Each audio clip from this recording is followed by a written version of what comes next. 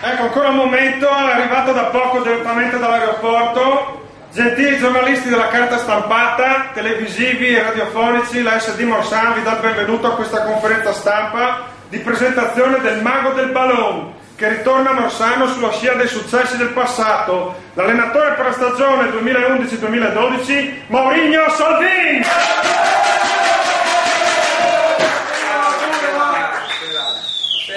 Buonasera a tutti. Allora ringraziamo le testate straniere presenti questa sera, France Sport, The Sunday Times, Mondo Football, Deutsche Fußball e Castells News. La parola a Mr. Salvini. Niente, sono molto contento di essere ritornato in questa società, molto buona, molto bella, con gente veramente brava.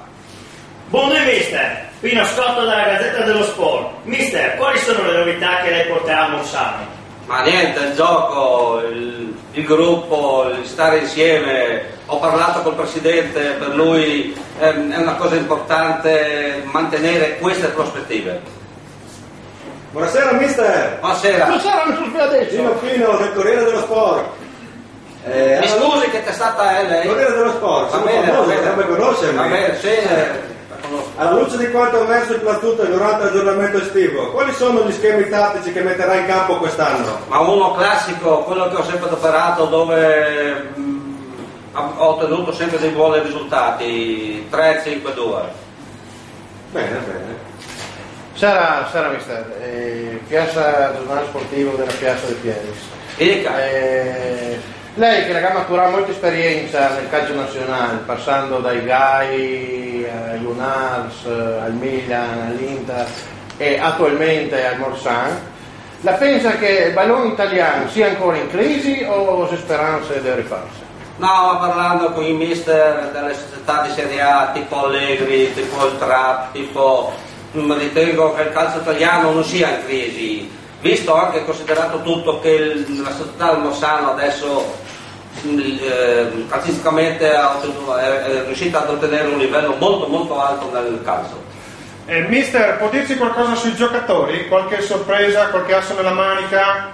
Ma è già 15 giorni che lavoro in questa società ed abbiamo avuto dei problemi perché molte società di Serie A tipo Inter, Milan, Juventus volevano portarsi via giocatori come il Nano, che per noi è molto importante, come Zanelli, che è uno fondamentale al centrocampo, Rudi, che siamo riusciti a mantenerli dalla nostra società.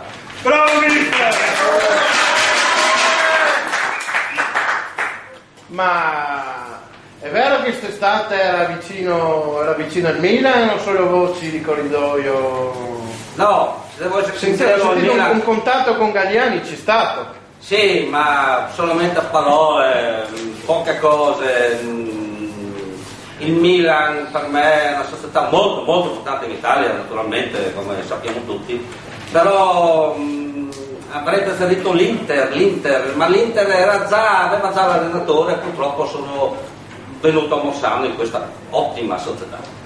Ecco, dobbiamo chiudere adesso una domanda qui che ci arriva direttamente dal France Sport e la traduco per lei. Quali sono le aspettative che lei ha per la SD Morsan quest'anno? Quest'anno noi faremo molto bene, però l'importante è non chiudere a 0 titoli.